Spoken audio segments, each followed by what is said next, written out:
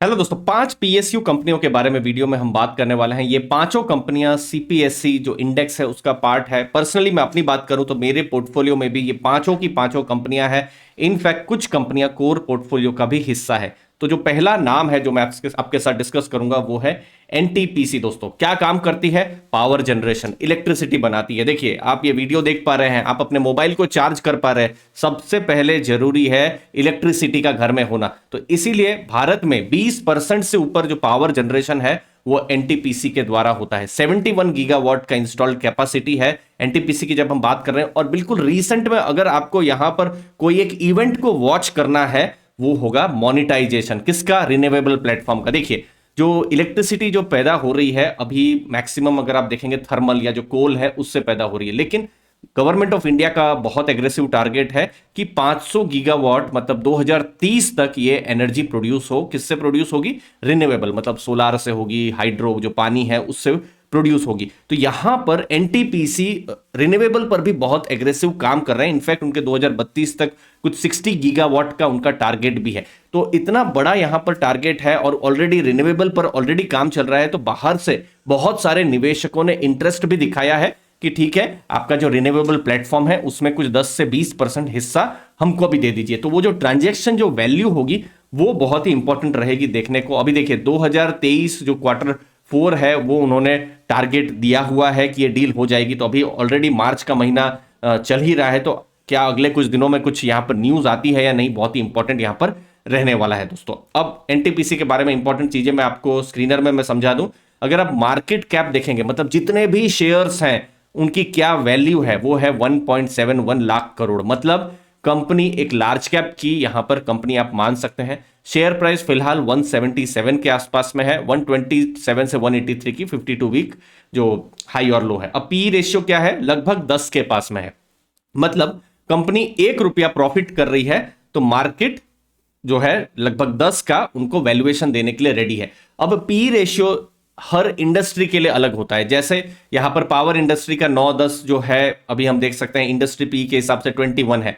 ठीक है, तो बहुत ज्यादा इनका पी रेशियो जनरली नहीं रहता है। मैं यहां पर इंडस्ट्री के साथ नहीं, मैं हिस्टोरिकल ही कंपेयर करूंगा आपके साथ कि पिछले 10 साल में क्या पी रेशियो एनटीपीसी का एवरेज रहा है। तो एवरेज अगर पी रेशियो मिला है तो 10.3 का मिला है, मतलब अपने जो फेयर वैल्यू है उसके आसपास में है। लेकिन क्या री रेटिंग होगी? क्योंकि अगर री रेटिंग होती है तो उसके लिए बहुत बड़ा ट्रिगर क्या होगा? रिन्यूएबल जो उनके जो प्लेटफॉर्म है वहां पर कोई बड़ा इन्वेस्टर मिलना। तो ये एक न्यूज बहुत ही इंपॉर्टेंट देखने को रहेगी। नेक्स्ट चीज है प्राइस। अगर परफॉर्मेंस देखें, इनफैक्ट पिछले 10 सालों में बहुत अच्छा रिटर्न नहीं मिला है। 8 मार्च 2023 में 124 रुपए के आसपास ही था और अभी 170 के आसपास में है। इनफैक्ट आप देखेंगे पिछले ये 124 के पास में ये दिसंबर महीना तक था। पिछले 2-3 महीनों में ही स्टॉक एक्चुअली में बढ़ा है। तो बहुत अच्छा इन्वेस्टर एक्सपीरियंस भी नहीं रहा है। लेकिन क्या ट्रिगर्स जो है वो आना शुरू होंगे रिन्यूएबल के, वो बहुत इंपॉर्टेंट रहेगी। दूसरी चीज मैं यहां पर ये भी देखूंगा कि चलिए उस समय में शेयर प्राइस उतना था लेकिन क्या प्रॉफिट अगर हम देखेंगे एनटीपीसी के बढ़े हैं कि नहीं। तो देखिए मार्च 2011, ठीक है, उस समय में प्रॉफिट अगर आप देखेंगे, ये देखिए 9,348 करोड़ का प्रॉफिट्स थे। और आप हर साल देखिए किसी भी साल में कंपनी ने लॉस नहीं किया है। और चूंकि पावर सेक्टर है तो यहां पर आप 20-30% का ग्रोथ उम्मीद नहीं कर सकते। यहां पर आपको स्टेबल ही आपको परफॉर्मेंस मिलेगा और वही स्टेबल परफॉर्मेंस ही रह रहा है। पिछले फाइनेंशियल ईयर में आप देखिए प्रॉफिट भी इनफैक्ट बढ़े हैं। तो ऐसा भी नहीं है कि कंपनी जो है लॉस कर रही है या प्रॉफिट कम कर रही है, प्रॉफिट भी उनके बढ़ रहे हैं। लगभग 17,000 करोड़ के यहां पर प्रॉफिट है। रिस्क में अगर आप देखेंगे तो बहुत ही रेगुलेटेड सेक्टर है क्योंकि गवर्नमेंट यहां पर हमेशा जो है अपना थोड़ा सा इन्वॉल्वमेंट जरूर रखेगी क्योंकि पावर सेक्टर है, थोड़ा पॉलिटिकल सेंसिटिव है और करोड़ों लोग हैं भारत में। तो इसीलिए थोड़ा गवर्नमेंट इंटरवेंशन भी यहां पर रहता है। रिटर्न ऑन कैपिटल एम्प्लॉयड 9.23 की है।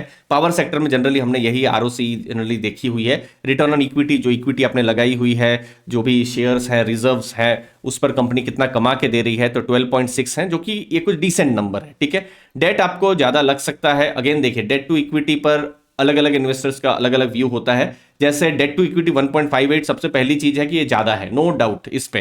ठीक है, अगर ऐसे कोई इन्वेस्टर है जो कहते हैं कि मुझे डेट फ्री कंपनियां चाहिए, लो डेट कंपनियां चाहिए, तो शायद एनटीपीसी उस फिल्टर में आपका ठीक ना बैठे। तो जब भी ज्यादा डेट वाली कंपनियां होती हैं तो मेरा एक्चुअली में फिल्टर ऐसा होता है कि मैं फिर रेटिंग एजेंसीज को मैं देखता हूं। तो यहां पर जैसे फरवरी की जो लेटेस्ट जो रेटिंग एजेंसी की जो रिपोर्ट है, जैसे केयर की रिपोर्ट यहां पर आई है, आपके सामने ही मैं ओपन कर रहा हूं, देखिए फरवरी 14 2023 की रिपोर्ट है और ये ट्रिपल ए की रेटिंग है। ठीक है, ट्रिपल ए की ये जो लॉन्ग टर्म की रेटिंग है, इसको जनरली सबसे स्ट्रांगेस्ट रेटिंग बोला जाता है। तो रेटिंग पर मुझे मतलब ऐसा लगता है कि सबसे स्ट्रांगेस्ट रेटिंग है, गवर्नमेंट कंपनी है। और देखिए एनटीपीसी है तो बहुत हद तक भारत का इलेक्ट्रिसिटी भी हो रहा है, तो गवर्नमेंट के लिए बिल्कुल स्ट्रेटेजिक कंपनी है। तो ऐसा भी चांसेस ना के बराबर कि गवर्नमेंट बोले कि कल एनटीपीसी को हम बेच देंगे।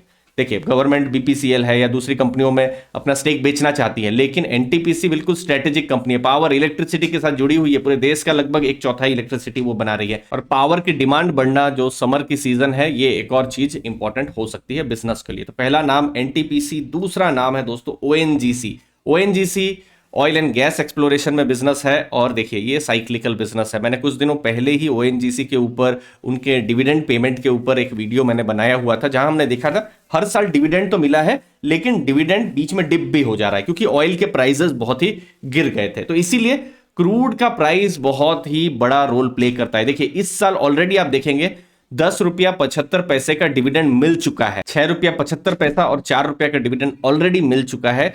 लेकिन 2020 में डिविडेंड कम मिला हुआ था। अभी का टाइम देखेंगे तो ऑयल के प्राइसेस ज्यादा है, तो ओएनजीसी को इसका बिल्कुल यहां पर फायदा हो रहा है। अगर लेटेस्ट ट्रिगर अगर आप देखेंगे तो वो एक्सपेक्टेड है मई जून के महीने में, जो कृष्णा गोदावरी केजी बेसिन है वहां पर प्रोडक्शन, नया प्रोडक्शन होना और प्रोडक्शन ग्रोथ जो है वो नया ट्रिगर यहां होने वाला है जब हम ओएनजीसी की बात करते हैं दोस्तों। तो ओएनजीसी अगर मैं यहां एनालिसिस आपके सामने करूं तो देखिए एनटीपीसी से थोड़ा ज्यादा मार्केट कैप है, लगभग 2 लाख करोड़ को जस्ट टच कर रहा है ओएनजीसी। करंट प्राइस 158 के पास में है और 195 का उन्होंने हाई भी किया हुआ है। अगर आप पी रेशियो देखेंगे तो 5 के आसपास में देखने को मिल रहा है। बुक वैल्यू है 222। अब देखिए बुक वैल्यू बहुत ही इंटरेस्टिंग हो जाती है।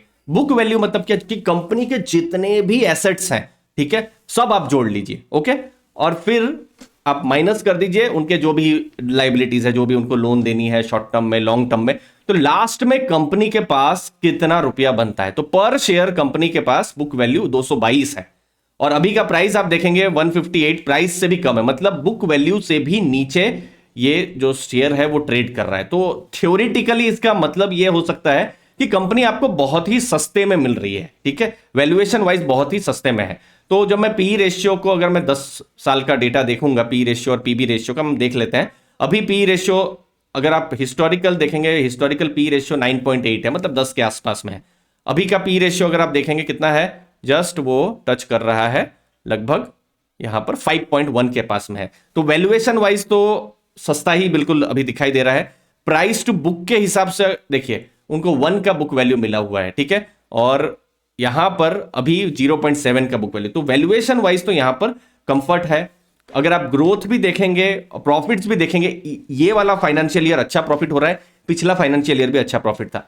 लेकिन रिस्क क्या हो जाती है ओएनजीसी के केस में, वो भी मैं आपको बता दूं, वो है ऑयल। देखिए ऑयल का जो प्राइस है उसको लेकर रोज न्यूज आती रहती है, और जब न्यूज आती रहती है तो तेल का प्राइस पर वोलेटिलिटी रहती है। तेल का प्राइस बढ़ गया तो अच्छा, यहां पर आपको जो कंपनी है उसको रियलाइजेशन मिलेगा, उनके लिए अच्छा हो जाता है। प्राइस अगर घट गया तो उनके लिए नेगेटिव यहां पर हो जाता है। तो इसीलिए ये थोड़ा सा रिस्की सेक्टर यहां पर हो जाता है। इनकी भी आप रेटिंग देखेंगे, स्ट्रॉन्ग रेटिंग है, डेट टू इक्विटी 0.5 की है, बाकी हाई प्रॉफिट कंपनी है। लेकिन अगेन ये भी यहां पर भी गवर्नमेंट का भी इन्वॉल्वमेंट रहेगा, क्योंकि ये भी ऑयल सेक्टर है। ऑयल बिल्कुल घर घर की जरूरत है, पेट्रोल डीजल घर घर की जरूरत है, क्रूड की जरूरत है। हमने 2 नाम डिस्कस किए और 3 नाम आने वाले हैं, और आप देख सकते हैं कि रेशियोज को समझना, बिजनेस को समझना, लेटेस्ट इवेंट्स को समझना कितना इंपॉर्टेंट यहां पर हो जाता है दोस्तों। तो यहां पर हम स्टॉक सिलेक्शन विद एनालिसिस का कोर्स हम लेकर आए हैं, जहां पर रिकॉर्डेड वीडियो लेक्चर्स हैं, बोनस लर्निंग मटेरियल्स हैं, जो स्टूडेंट्स हैं उनके लिए रेगुलर लाइव क्लासेस का भी सपोर्ट यहां पर रहता है। साथ साथ बहुत सारे नए जो बोनस वीडियोस हैं वो सब इस कोर्स का यहां पर हिस्सा है दोस्तों। सब प्रैक्टिकल चीजें हमने यहां पर समझाई हुई है, और ये कोर्स को आप अवेल कर सकते हैं एक बड़े डिस्काउंट में, सिर्फ 495 रुपीज में। अगर आप जॉब करते हैं, बिजनेस करते हैं या फिर पढ़ाई करते हैं, और आपको प्रैक्टिकल चीजें करनी है और क्या नहीं करना है, जिसके कारण से 2021 में अच्छा एक्सपीरियंस हुआ लेकिन 22 और 23 में खराब एक्सपीरियंस हो गया है। तो इन सब चीजों से कैसे बचा जा सके, आप अपना खुद का इन्वेस्टमेंट कैसे फ्रेमवर्क बना सके, इन सब पर मैंने प्रैक्टिकल चीजों पर मैंने यहां पर फोकस किया हुआ है। इस कोर्स को आप अवेल कर सकते हैं, मैंने डिस्क्रिप्शन बॉक्स में लिंक भी दी हुई है। अगला नाम है दोस्तों पावर ग्रिड। पूरे भारत में 45% पावर ट्रांसमिट ये करते हैं और ये भी एक बहुत ही इंपॉर्टेंट गवर्नमेंट के लिए कंपनी है। अब देख सकते हैं 9 महीनों में 11,000 करोड़ से ऊपर का उन्होंने प्रॉफिट किया था और बड़ी ऑर्डर बुक है 47,600 करोड़ की ऑलरेडी उनके पास में। स्मार्ट मीटर्स पर काम हो रहा है और यहां पर पावर ग्रिड बड़े काम कर रही है। इनफैक्ट हमने जब पावर ग्रिड के डिविडेंड की एनालिसिस की थी तो हमने देखा था 15 सालों में 20% डिविडेंड का ग्रोथ हुआ है। ऑलरेडी अभी का भी जो फाइनेंशियल ईयर है वहां पर भी पावर ग्रिड के द्वारा डिविडेंड आया हुआ है। पावर ग्रिड को हम लोग एनालिसिस कर लेते हैं दोस्तों। अभी देखिए मार्केट कैप आप देखेंगे 1.58 लाख करोड़ का, जो कि अगेन लार्ज कैप इसको बनाता है। करंट प्राइस 227 के आसपास में है, 248 का 52 वीक हाई है। पी रेशियो 10.6 है। ठीक है, अब मैं हिस्टोरिकली ही देख लेता हूं कि पी रेशियो इनका कैसा मिला हुआ है वैल्यूएशन के हिसाब से। तो देखिए लगभग 13.7 14 के आसपास मिला हुआ है, तो उसके हिसाब से कंपनी थोड़े सस्ते में है। ठीक है, बुक वैल्यू जो मैंने आपको समझाई लगभग 118 के पास में दिखाई दे रही है। प्राइस टू बुक उनको कितना मिला है, 2 के आसपास में मिला हुआ है, 1.93 है एग्जैक्ट में। देख लेते हैं कि प्राइस टू बुक के हिसाब से कैसा उनका हिस्टोरिकल रहा है, कैसा मार्केट ने वैल्यूएशन दिया हुआ है। तो अब देखिए उसके हिसाब से तो कंपनी ठीक वैल्यूएशन में यहां पर देखने को मिल रही है। तो इंपॉर्टेंट है कि किस हिसाब से इनको नए ऑर्डर्स मिलते हैं, वो इंपॉर्टेंट है। देखिए डेट टू इक्विटी इसकी भी ज्यादा है। अगेन रीजन है कि जो बिजनेस है वो रेगुलेटेड जो बिजनेस है इनका, जो पावर ग्रिड का, वो ऐसा रहेगा। बट पीएसयू कंपनी है, एक बार मेरा ऐसा उम्मीद है कि उनकी रेटिंग इनकी स्ट्रांग ही रहेगी। फिर भी आपके सामने मैं यहां पर जो इकरा है उनकी रेटिंग दिखा देता हूं। देखिए AAA की रेटिंग है, तो AAA की रेटिंग है तो थोड़ा सा यहां पर कंफर्ट भी हो जाता है। बाकी पीएसयू है, गवर्नमेंट है, और रिसेंट में उन्होंने कुछ छत्तीसगढ़ में उनके नए कुछ प्रोजेक्ट्स भी उन्होंने जीते हुए हैं। मैं यहां पर जल्दी से आपको मैं प्रॉफिट्स भी दिखा दूं। जैसे 2011 में आप देखेंगे 8,600 करोड़ का सेल्स था और नेट प्रॉफिट 2,600 करोड़ का था, 2,672 करोड़ का था। अभी देख लेते हैं कि इतने सालों में, मतलब मार्च 2022 जो हुआ है, अब देखिए 41,000 करोड़ का सेल्स हुआ है और प्रॉफिट्स आप देखिए 16,824। देखिए कंपनी प्रॉफिट करेगी तभी डिविडेंड दे पाएगी, बहुत सिंपल होता है। उनके प्रॉफिट 2,700 करोड़ से 16,800 करोड़ हुए हैं। प्रॉफिट बढ़े हैं तो हम देख रहे हैं कि डिविडेंड भी उनके द्वारा बढ़ा हुआ है। बाकी आरओसी 11.5 है, रिटर्न ऑन इक्विटी 19.3 है। ये भी कुछ स्ट्रॉन्ग नंबर्स हमको देखने को मिल रहा है। बाकी सेल्स ग्रोथ भी डिसेंट है, प्रॉफिट ग्रोथ भी यहां पर डिसेंट है। तो मार्केट किस हिसाब से इसको अगले कुछ दिनों में इसको यहां पर एनालाइज करेगी, फेयर वैल्यू देगी, बहुत ही इंपॉर्टेंट रहेगा देखने का। चौथा नाम है कोल इंडिया। देखिए recent performance 619.7 million ton production किया है, प्रोडक्शन ग्रोथ 14% हुई है और रीसेंट में डिविडेंड देखेंगे 3 क्वार्टर हो चुके हैं, 2 बार डिविडेंड उन्होंने दिया है 20.25 पैसा करके, तो एक अच्छी डिविडेंड यील्ड है। आपको मैं लेटेस्ट का देखिए फरवरी 2023 तक का लेटेस्ट का मैं प्रोडक्शन का आंकड़ा मैं यहां पर दिखा रहा हूं, जहां पर एक्चुअली में प्रोडक्शन बढ़ा है। देखिए पिछले साल पूरा अप्रैल से जो फरवरी जो था, पिछला साल जो 2021-22 की जो मैं बात कर रहा हूं, 542 मिलियन टन उन्होंने किया था और इस साल एक्चुअल उन्होंने 619.7 मिलियन टन किया हुआ है। ठीक है, कोल इंडिया यहां पर आपके सामने मैं एनालिसिस भी कर दूं। देखिए कोल इंडिया 1.38 लाख करोड़ की मार्केट कैप है, पी रेशियो 4.73 का है। ठीक है, तो पी रेशियो भी इनका एक्चुअली में कम है, लगभग डेट फ्री कंपनी है। आरओई बहुत मजबूत है, 43 बहुत ही अच्छा बोला जाएगा। मतलब जो आपने पैसे लगाए हैं, जो शेयर होल्डर की इक्विटी है, उस पर कंपनी कितना कमा के दे रही है, 43 बहुत ही। आरओसी और ज्यादा स्ट्रांग है। आरओसी क्या होता है, return on capital employed. Capital employed जो पैसा आपने लगाया, कंपनी कौन सा पैसा इन्वेस्ट करती है, जो इक्विटी होता है, फिर जो डेट होता है, ठीक है, उस पर कंपनी ने कितना लास्ट में कमाया, 54 बहुत ही यहां पर स्ट्रांग नंबर है।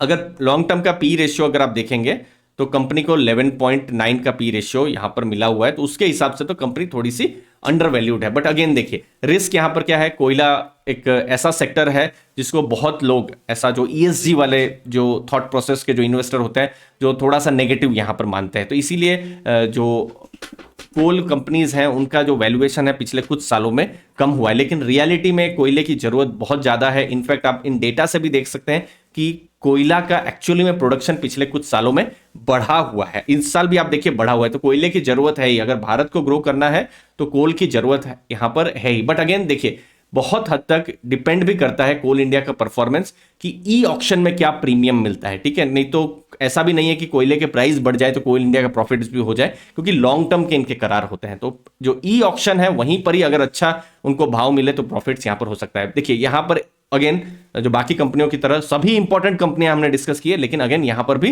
रेगुलेटरी थोड़ा सा रिस्क यहां पर रहता है। गवर्नमेंट की तरफ से कुछ नेगेटिव यहां पर एक्शन आ गया तो फिर कोल इंडिया के भी बिजनेस में फर्क पड़ सकता है। इसलिए मार्केट थोड़ा सा लो वैल्यूएशन पे है। बट ईएसजी का एक कंसर्न है ही। बट अगेन धीरे धीरे मैं देख रहा हूं पिछले 1-1.5 साल से लोग ईएसजी को लेकर भी अभी थोड़ा प्रैक्टिकल हो रहे हैं। नहीं तो पहले क्या था कि कोई भी चीज ऑयल और कोल की होती थी तो सीधा नेगेटिव कर दिया जाता था, लेकिन अब सोचा जा रहा है कि नहीं, एक्चुअली में अभी ऑयल और कोयले की जरूरत है। बट अगेन ये डिबेटेबल विषय अभी हो गया है। अगेन पांचवा नाम जो है वो डिफेंस सेक्टर से है, भारत इलेक्ट्रॉनिक्स। लो ऑर्डर बुक है, यही एक सबसे बड़ा कंसर्न है। 9 महीनों में उनकी जो ऑर्डर बुक जो है लगभग 3,000 करोड़ उसके आसपास ही यहां पर रही हुई है, लेकिन उनका गाइडेंस है कि 20,000 करोड़ का ऑर्डर बुक उनको मिले, ठीक है। तो भारत इलेक्ट्रॉनिक्स को मैं एनालिसिस कर देता हूं आपके सामने कि उनका मार्केट कैप आप देखेंगे 70,000 करोड़ का है। मतलब ये भी एक लार्ज कैप कंपनी है। 1-1.5 साल पहले एक मिड कैप कंपनी हुआ करती थी। पी रेशियो 25 है, ठीक है। एक अच्छा खासा पी रेशियो उनको मिला हुआ है, और उनका जो बिजनेस है जिस हिसाब से, तो पी रेशियो उनको हमेशा से 20 का मिला हुआ है। तो उसके हिसाब से एक्चुअली में थोड़ा सा महंगा में है, ठीक है। ऑर्डर बुक एक बड़ा यहां पर ट्रिगर होने वाला है, क्योंकि उन्होंने कहा है 20,000 करोड़ ऑर्डर बुक मिलेगी। तो 15-16,000 करोड़ अगर ऑर्डर बुक उनको मिल जाती है तो एक बहुत बड़ा ट्रिगर हो सकता है। बाकी देखिए आरओसी बहुत स्ट्रांग है, 27 आरओई स्ट्रांग है, जीरो डेट कंपनी है, और बिजनेस लेकिन बहुत हद तक डिपेंडेंट है किसके ऊपर, वो है कि किस हिसाब से गवर्नमेंट जो है डिफेंस के ऑर्डर्स मिलते हैं। देखिए डिफेंस एक लॉन्ग टर्म की थीम है जो इन्वेस्टर्स रियलाइज कर रहे हैं। गवर्नमेंट भी कह रही है कि हम डिफेंस पे बहुत खर्चा करेंगे, लेकिन ऑर्डर्स भी तो मिलना चाहिए। तो अप्रैल में जब भी इनके रिजल्ट आएंगे तो ऑर्डर्स इनकी किस हिसाब से बढ़ रहे हैं, वो एक की ट्रिगर भारत इलेक्ट्रॉनिक्स में होने वाला है दोस्तों। तो वो एक रिस्क को भी आपको ध्यान में रखना है। तो टोटल हमने 5 नाम डिस्कस किए दोस्तों। पांचों नाम सीपीएससी इंडेक्स का हिस्सा है। इस इंडेक्स ने पिछले 1 साल में 21% का रिटर्न दिया है। निफ्टी का रिटर्न 4% के आसपास में। आपको क्या लगता है अगले 3 सालों में ये जो इंडेक्स है और खासकर ये 5 शेयर अच्छा परफॉर्मेंस दे पाएंगे? जरूर कमेंट सेक्शन में मुझे बताइएगा। बाकी डिविडेंड यील्ड स्ट्रांग है, पी रेशियो भी कम है, प्राइस टू बुक भी कम है। तो वैल्यूएशन के पैरामीटर्स में तो ये सब स्टॉक यहां पर कम में ही है, लेकिन थोड़ा सा रेगुलेटरी रिस्क रहता है, गवर्नमेंट का थोड़ा सा इन्वॉल्वमेंट यहां पर रहता ही है, और गवर्नमेंट की कंपनी है ही। तो आपको क्या लगता है वेल्थ क्रिएट ये कर सकती हैं कि नहीं? पांचों कंपनियां मेरे पोर्टफोलियो में तो है ही। इनफैक्ट 2 कंपनियां मेरे कोर पोर्टफोलियो में भी है एज ए डिस्क्लोजर। जैसे एनटीपीसी को मैं एक लॉन्ग टर्म के थीम मानता हूं, और पावर ग्रिड है जो मैं एक्चुअली में डिविडेंड के लिए मैं उसको एक स्ट्रॉन्ग कंटेंडर में मानता हूं। देखिए हो सकता है मेरी जो थॉट प्रोसेस है थीसिस रॉन्ग भी हो जाए, बट फिलहाल मुझे ऐसा लगता है एनटीपीसी पावर ग्रिड मेरे जो कोर पोर्टफोलियो का अभी पार्ट है, मुझे डिविडेंड दोनों से मिल रहा है, और हो सकता है जो बिजनेस है वहां पर और ग्रो हो। देखिए स्टॉक प्राइस तो मैं प्रिडिक्ट नहीं कर सकता और उस पर मैं कमेंट भी नहीं करता हूं कभी भी, लेकिन जो चीज पर मेरा हमेशा से फोकस रहता है वो होता है बिजनेस परफॉर्मेंस। तो बिजनेस के हिसाब से पांचों कंपनियां अच्छा करनी चाहिए। ओएनजीसी की जहां तक बात है, उनका साइक्लिकल हमेशा रहेगा, कभी बहुत अच्छा करेगा जैसे अभी अच्छा कर रहा है, लेकिन हमको नहीं पता 2025 या 26 में कैसा करेगा, ठीक है। सिमिलरली कोल इंडिया थोड़ा सा रेगुलेटरी यहां पर रहता ही है, बट अगेन अभी प्रॉफिट अच्छा कर रहा है, डिविडेंड भी अच्छा दे रहा है जब हम कोल इंडिया की बात कर रहे हैं। भारत इलेक्ट्रॉनिक्स वो भी एक स्ट्रांग नाम है, ऑर्डर्स मिलते रहे तो वो भी पॉजिटिव हो सकता है। बाकी फिर एनटीपीसी और पावर ग्रिड, इनफैक्ट पांचों ही मेरे पोर्टफोलियो में है, लेकिन ये इन दोनों का वेटेज थोड़ा सा ज्यादा है। बाकी आपके क्या व्यू है इन पांचों स्टॉक पर, जरूर मुझे कमेंट सेक्शन पे बताइएगा। और इनफैक्ट पांचों के पांचों डिविडेंड स्टॉक भी है दोस्तों। लास्ट में जाते जाते दोस्तों, आप हमारा जो कोर्स है उसको भी एक्सप्लोर कर सकते हैं, मैंने डिस्क्रिप्शन बॉक्स में लिंक दी हुई है। अगर आप बिगिनर हैं तो मुझे उम्मीद है आपको वैल्यू जरूर मिलेगी। थैंक यू दोस्तों।